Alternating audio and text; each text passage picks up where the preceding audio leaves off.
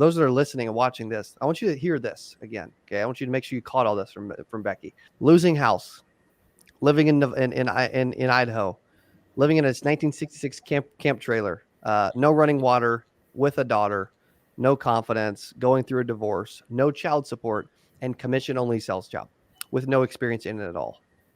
Bingo. That doesn't get any more difficult. It was tough. I didn't know it was tough. I didn't even know I was doing something hard or exceptional or whatever, because it was just. I love that. But here's the other thing too, Cody, is I really loved what I was doing because I felt like I was actually contributing to people's lives, and which was a great outlet, because there were a lot of people in a lot of situations as rough or worse than I was in, and I was able to help them.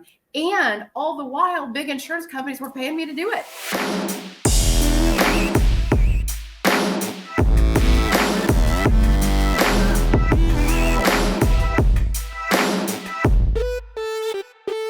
Ladies and gentlemen, welcome back to Power Players Podcast, live every Tuesday at 8 a.m. Central Standard Time. We get a special guest today, someone I've been hanging out with a lot over the last several months. She's dominating Medicare in Missouri. Becki Jennings, how are you? Good. How are you doing? I am awesome. Welcome. Appreciate you spending some time during this busy AEP season for you.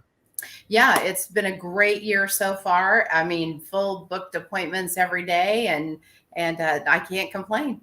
That's cool. So Becky's out of Lake Ozark / Osage Beach, Missouri area. That's what is that, like 2 hours north of me? Yeah, right at 2 hours. I think it's about 98 miles, actually, if I can remember my GPS bearings correctly. So, yeah, that's right. That's right, because you've been down a couple times, and you even joined Power Players, so we got a chance to hang out quite a bit. I did, yes. Came down for the business expansion workshop just after 8%, which was super helpful, by the way. Oh, thank you. So, yeah, I'm still referring back to my notes from that. Wow, that's killer. I appreciate that. Yeah, it was cool to have Burke here. So I would love to talk about your business, what agents can learn. Obviously, you're doing extremely well where you're at. How long have you been in the industry? I started in the industry. This is my 15th annual enrollment period. I've been in Missouri at Lake of the Ozarks for almost 11 years now. And so I started out in Boise, Idaho, and, one Medicare Advantage product.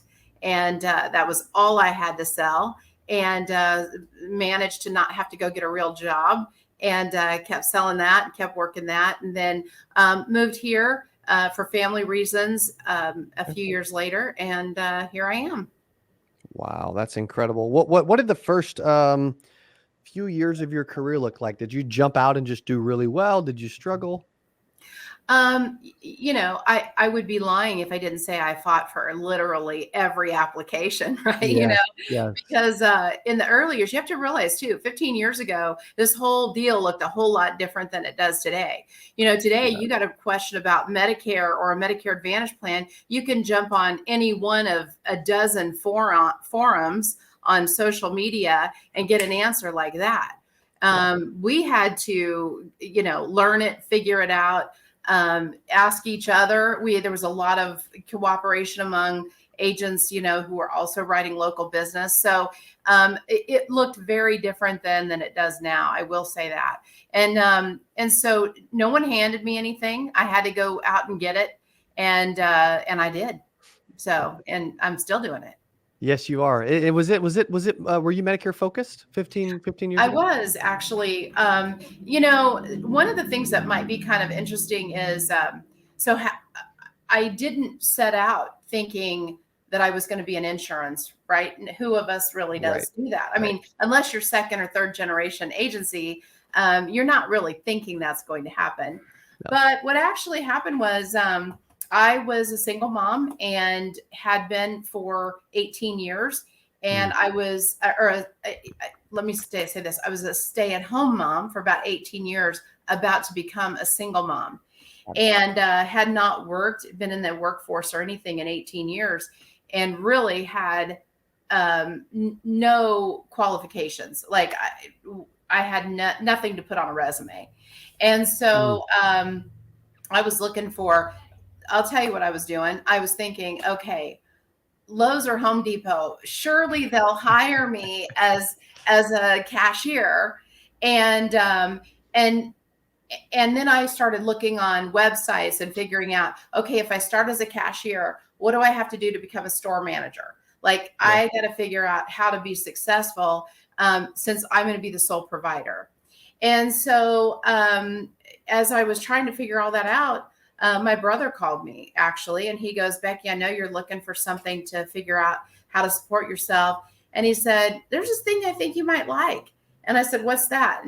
And he told me about somebody that he knew who was selling Medicare. And I said, oh, how do you do that? And he goes, I don't know, call this guy. So I called this guy in Texas and I said, what do you do? And he told me, and I said, how do I do that?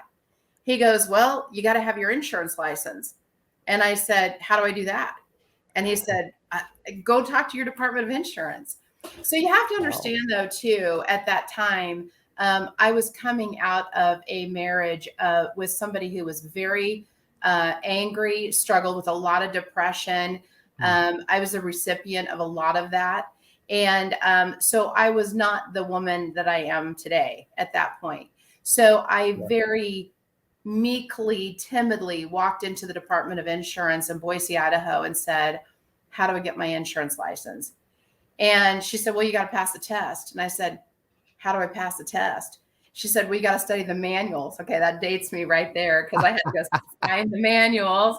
So I went and bought some manuals and studied them. You have to also realize that I wasn't just easing into this, right?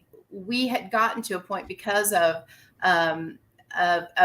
my husband at the time, his state of mind, his situation.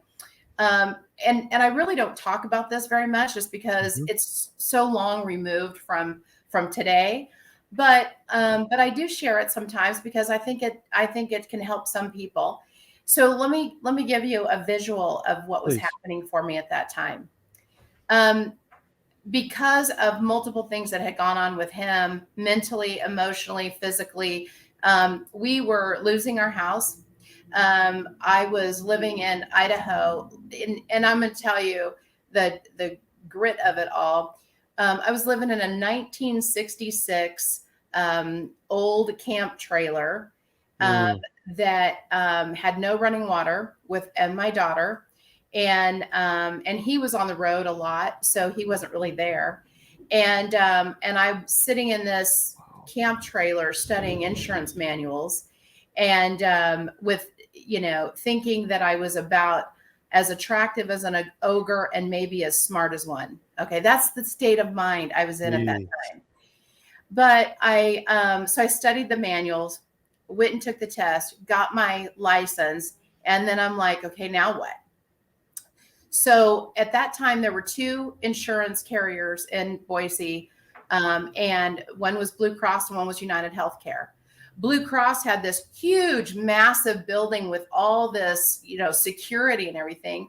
United Healthcare had just come in with a small, humble office, and I thought, okay, I can walk in there. And I walked in there with nothing but my insurance license. And I asked the receptionist, if they were appointing agents. And before I walked in, I was sitting in my car in tears calling my brother. And I'm saying, they're never going to hire me. They're going to just laugh me out. He goes, dry it up. You go in there and see what they have to say. And fortunately, they said, actually, we are appointing agents. And tell me about what you want to do.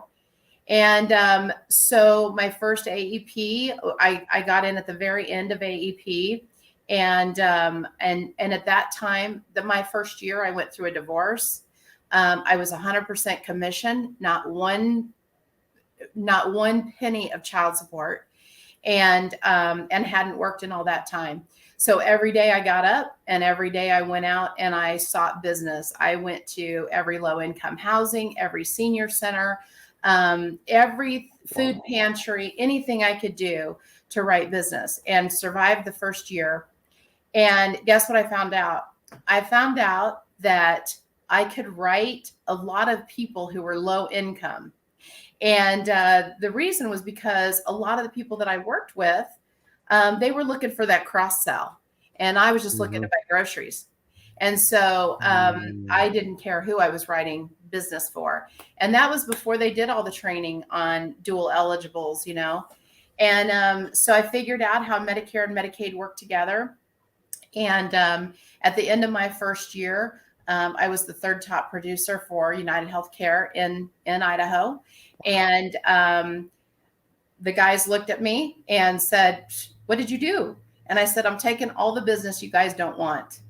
And so they didn't want to, at that time, a lot of people didn't want to write dual eligibles. And so I would take any leads that came in, and I could tell you stories about, you know, all the places you go when you're writing dual eligibles, right? Yes. And so I just kept at it because I didn't have a dad to call if I couldn't make rent. I didn't have, you know, a brother or sister that could help me out. It was either I did it or it didn't happen. And so every day, as much as some days I wanted to stay in bed and just pull my covers over my head, I didn't. I just kept going. And it paid off because at the end, because of all that, I did a training for our group, the group of people, about Medicare and Medicaid and how they work together and how to be able to write dual eligibles. And that earned me a position, an internal position with United. Wow. And I did that for 2 years. And then I had a pretty strong feeling that they were going to get rid of internal sales reps. So right before the annual enrollment period, I filled my pipeline and I jumped ship because I knew I was going to need those renewals. Because as an internal agent, you didn't get renewals. And so that actually, I still to this day get renewals from the business I wrote during that time. And it carried me through so much. So yeah, it was quite a situation. And I just, you know, had really good people come my way. And I didn't turn away anything that even remotely looked like an opportunity. I just went and did it. Yeah. And I am incredibly thankful because it worked out. And there are a lot of kind people out there that if you really want to work this business and make something happen, there are people out there that will help you, and you actually can be very successful. That's right. So, that's kind of how I got started. That's what I did the first 3 years. And then I ended up deciding that I needed to move back to central part of the country because of family obligations and things that were going on. And so my daughters and I moved here. And that's when I opened the agency here in Central Missouri. Wow.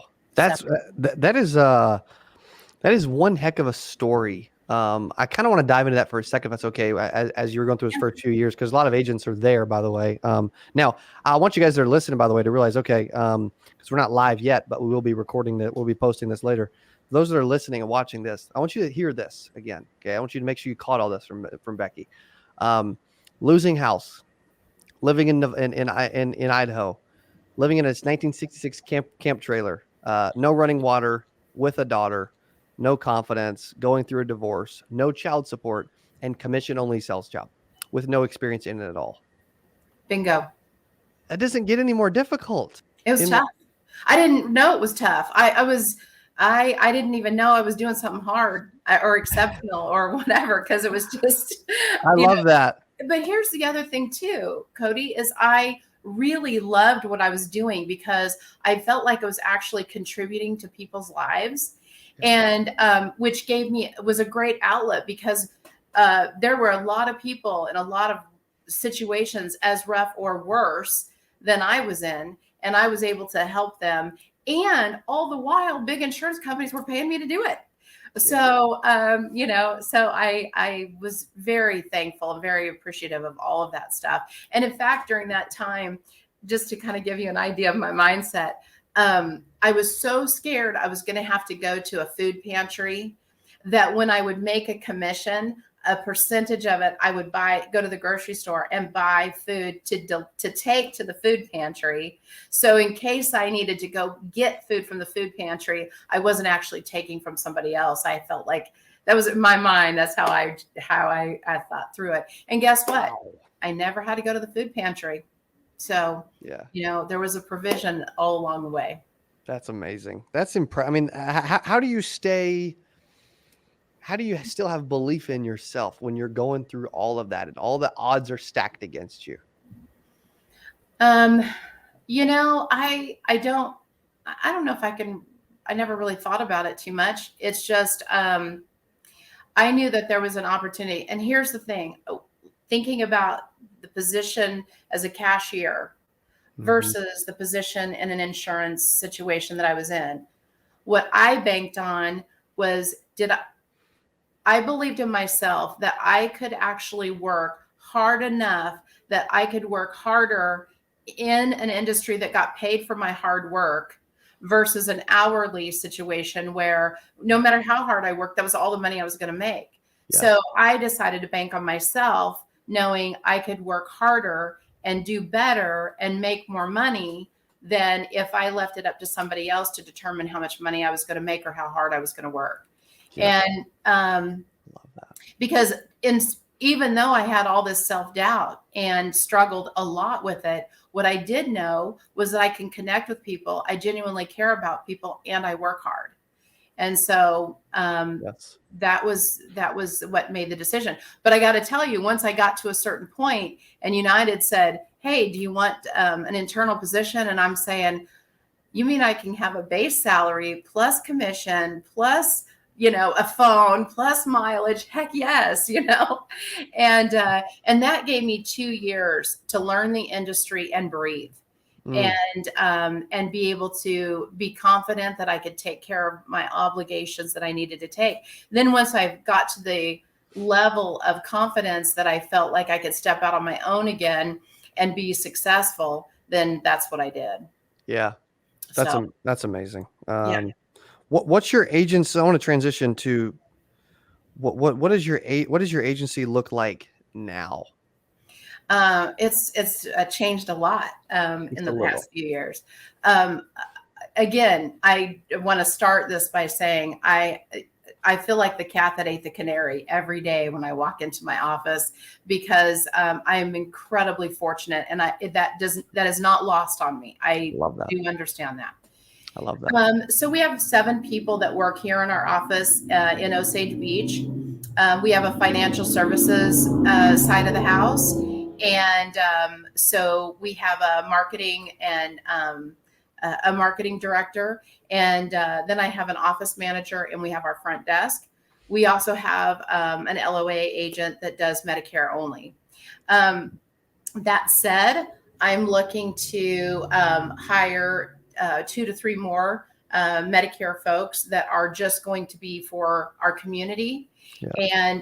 And then I'll be hiring 5 more agents for another project that I have that I'm working on to start middle of the year. We also support an agency out of Idaho where they have a Medicare, a solid Medicare book, and they wanted to expand it to offer more financial products. And but they didn't really know how to do that, how to transition from a Medicare book of business to offering financial. Well, we've figured that out. And I actually ended up a few years ago being introduced to somebody who had a background in that and was kind of semi-retiring to the area. And we connected, and we've been working together every day for the past 3 years. And it's been very satisfying for both of us. And so because of his background and because of my connections, we brought on this agency out of Idaho. And so we're working on helping them transition into offering more of the financial products. And so we've got some other things going on too. So lots of really good stuff. Yeah, you got a lot going on. It's amazing looking back and looking at it where it is now. Obviously, it wasn't easy, and you just stated that. I mean, you're very humble at the same time for how impressive of everything you have going on. Thank you. Yeah, which you remind me a lot of my dad, right? He would get on here and say the same thing. Well, let me state that, I had to work hard, and I'm not bragging. And nobody handed me anything. Right.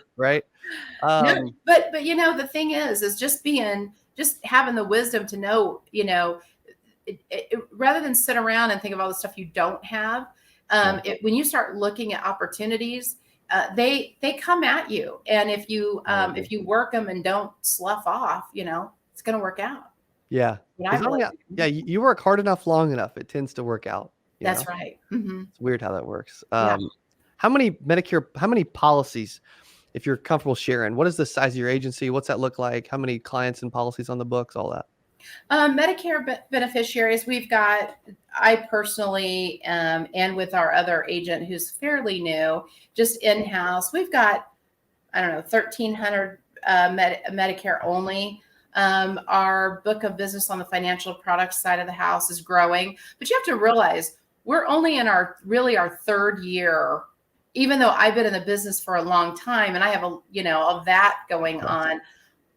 I didn't really get, even though I knew what I wanted my agency to look like, the right people have to come along at the right time. You have to be mentally and emotionally prepared for it. And it wasn't until about 3 years ago that I said, okay, I want to move this thing forward. And I wanted to move this thing forward. Really, the right people came along at the right time that made me realize I could do it. It wasn't like I just, out of thin air, made it all happen. So was it just the people? Was it just the people, or was there some other factors there too? I mean, or was it deep down you always wanted to do something big, but it was like I'm on my own? So my first office space that I got, I paid $200 a month for it. It was in the back of this building in the basement, and because I wanted to stop doing in-home appointments, because here at Lake of the Ozarks, somebody may be, as the crow flies 7 miles away, but it may take you an hour to get there. So I realized that I did not want to keep doing schlepping sales kits out of my car, Yeah. So it's probably better to drive a boat than a car sometimes. Right. So anyway, I got this office space. And at that time, I remember saying to my daughter, why can't I create an agency where I can write anything I'm licensed to write? Like, why can that? And I can have all these different departments, not that I have to be writing it all, but just that I can hire people after I have the knowledge of being able to do that. But, time goes on and you get busy and you start doing stuff and I wouldn't say you lose sight of it, but you just think, okay, well, it's evolving a different way now. And so it evolves one way or the other. And then you have to just be open to, everything coming back around ultimately. And so, and that's another thing we do, is that we do employee benefits. And so we don't do a lot of it, but we do offer it. And I do have some clients that are employers that we handle their employee benefits for their groups. And I don't advertise that. That's something that only comes word of mouth. It's just a direct referral. I'll take those. But so there was a time as time has gone on that I have, thought about growing it one way or the other, but the timing has to be right. The connections have to be right. Your mental ability, and you can't be this is my own personal opinion. If you're running things based on your ego, just because you think, oh, I can do this and I can do that, you might be able to, but until the timing is right on all the other stuff, it's an uphill battle. And so, and so as things came my way, then I would open up that opportunity in the agency if somebody came along at the right time. And I know I act like this is all, well, if it shows up, I'm always working, always. I never am not working. In my sleep, I'm working. Okay. Yeah. You're at least thinking about it while you're sleeping. Yeah. Dreaming about it, everything else. And so it's not like I just sit around and hope that things show up. Okay. Because that's not what I'm doing. Yeah. But I'm not interested in forcing or running my business based on my ego because I want to seem super cool. Yes. So, and none of this would be, I could not tell this story without saying, none of this would have happened if I didn't have a deep faith. And I can say this happened, that happened, the other thing happened. But I'm going to tell you, I think what's a little different about me than most women in this industry is I've been by myself the whole time.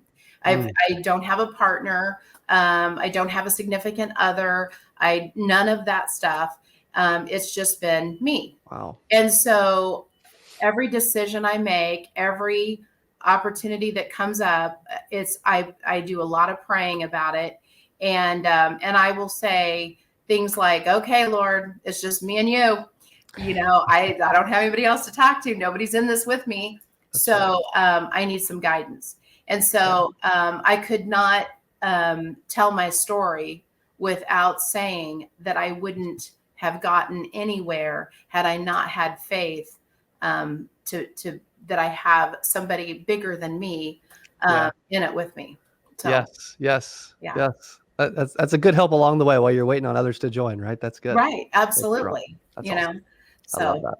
yeah, it's Appreciate you important. sharing that. It is so Yeah, important. that's important to know because if I was out here trying to do this on my own, I probably would have given up, and so that's been very helpful. And then when you truly have deep faith, then you don't have to worry. Yeah. So Yeah.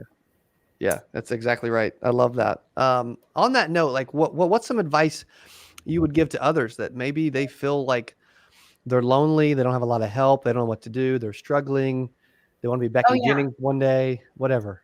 I got to tell you, there was a lot of days when I'd be sitting in the office and I'd be thinking, I've literally done everything I know to do. I'm sitting in this office. There's nobody, because my second office space, I rented a little office space and the whole floor was empty. I was in a single office by myself. There's no other renters in the whole building. And so I would be sitting here thinking, okay, now what do I do? What do I do next? And frankly, I wish I had known then what I know now, of course, because what would have helped me probably more than anything is if I'd have had a mentor who could have said, here are some things that you need to do to prepare for your future success. Yes. And I just didn't know. And so a lot of things that I could have prepared for, whether it's certain studying, whether it was preparing something as simple as a agency management system, like I'm on an Excel spreadsheet for years trying to figure out my stuff, and so if I'd had a mentor who was really willing to buy into my success with me and not be looking at an angle to compete with me, that would have been probably the thing that would have helped me more than anything. But people that genuinely want to help you, there are a lot of them out there, but sometimes they're few and far between. And so moving to the lake in the Medicare space at that time, there really wasn't anybody who was specializing in Medicare. Now there is, but at that time, there wasn't anybody. And I came from Idaho, where I had a core group of people that even though we were competing with each other, we were also each other's cheerleaders. Yep. And I came here and I felt very isolated. And that was probably my biggest struggle. And so I would say, if you are out there and you're feeling like that, feeling alone, and you feel like you're going to stay in this business, you want to, you have a vision of your success, find somebody who can understand the what you need. Some of the just a sounding board would have been helpful, other than the wall. Yeah. So yeah. It is funny how much easier. I believe it's much harder when you're alone than when you have a whole team watching. Right. Yeah. It's different. It's wild because it's like when I'm alone, if I really just want to go home a little early and be like, all right, I'm gonna be lazy today, you can, and nobody knows. Yeah, right. But when you have a whole team in an office and hours, it's like they know where you're at every second. Well, here's the deal. I'm never going to let a team member work harder than me. Exactly. So if I got somebody who's really driven, guess what? I'm gonna be more driven than you are because I'm running this thing, Yes. Yes. But I love that. yeah, when I was by myself, I would just think, okay, what do I need to be doing next? When you have people in your space with you, you can bounce ideas. You can say, hey, did you read this? Or have you ever tried this? Or whatever it happens to be. At the same time, it has to be an encourager, because if Yes. just having somebody doesn't work, because if it's a negative person or somebody who is not encouraging you of your success, kick them to the curb, because they'll do more harm than good. Yes. Such good feedback on that. Such good feedback. One of the last things I want to ask before we finish, this has been incredible, by the way. I want to be respectful of your time. I know you're busy. What's your experience been with power players? Were you a little skeptical? What do you think? How's it been? I can't tell you how much I love that you've asked me this question. Okay, good. Because I'm going to start with 8%. Okay. I went to 8% because somebody got a ticket for me. And I'm like, okay, fine. And I really wasn't, because I am reserved by nature, kind of an introvert. And, none of that flies with me at all. And so I thought, well, if it's just a bunch of that stuff, I'll just know that I won't want to go back. And what I found was it was encouraging, and all of that stuff. That part was really good. And so one of the guys that works with me, who's it does the financial services stuff, he is very encouraging of me, pushing me out there to work as more of a CEO position rather than just a producer. Right? Because you have to transition. If you're going to grow your agency, you can't stay a producer. And so when the opportunity and the conversation when everybody was on stage and they were talking about the power players, I would have never thought that I would join a group like that ever in my life. Yeah. But what I kept thinking was, if I'm going to level up, I need to be around people in my industry who are leveling up. I can only think my way up on my own for so far, you know? And so I decided to invest in myself, and because I need something beyond what I could just come up with in my own head. And so going up on stage and saying, yes, I'm committing to this, and then thinking, what in the world have I gotten myself into? And then going to the weekend that we had at Naples was, yes. And I know you know this because you saw me. I'm sure anybody who was paying attention did. I am not good at small talks. I don't mix well. Mixers and cocktail hours are misery to me when I don't know anybody, because it just is not. It doesn't come naturally for me. And I'm looking at my clock thinking, how long do I have to stay before it's rude for me to leave? That's what I was thinking. And but then your dad came over, and literally I was thinking, okay, 2 minutes and I'm out of here. And your dad came over and started talking to me. And actually, we ended up in an incredibly great conversation. And that one conversation alone will more than pay back any dollar amount that I put into the power players. I'm just going to say that. So wow. I left there. I called Burke. I said, oh my gosh, I'm so glad I did this, because he'd been hearing me go, what am I doing for all these, weeks? And so then I'm like, okay, I'm going to commit to this, because there really is the value that I'm looking for. And then to have the weekend, probably, if I were going to tell you the second number one thing, because these were, I would say, tied, that weekend helped me with, was normalizing craziness of the things that happen while you're running your business. Things that are devastating things in your business that happen that make you, second guess, what in the world am I doing? And to have people normalizing that as, if you're going to be successful, these are some of the things that are going to happen along the way. And you got to rise up to the occasion, and you got to deal with it. And you're perfectly capable of doing that. And not long after that, I had something happen, and man, I was dealt a really strong blow. But you know what? I'm like, apparently this is what happens when you reach a level of success. And I thought back to some of the conversations that I had during that weekend and realized it doesn't seem normal in the world, but it's normal if you're going to be successful. And so I, muddled through, didn't lose a minute of sleep on the situation that I had to handle and get through. And I would say that is what I so appreciate about that weekend was, first of all, your dad not letting me sit there and take off and giving me great opportunities, with regard to our conversation. And secondly, the conversations I had with people who normalized a traumatic event that they dealt with that helped me normalize it in my everyday life. Wow. And so for that, I'm incredibly thankful. And so if someone were to ask me about, whether or not to join Mastermind or be part of it, I would say, yeah, you get out of it what you put into it, which I knew that the whole time I was sitting there not wanting to put anything into it.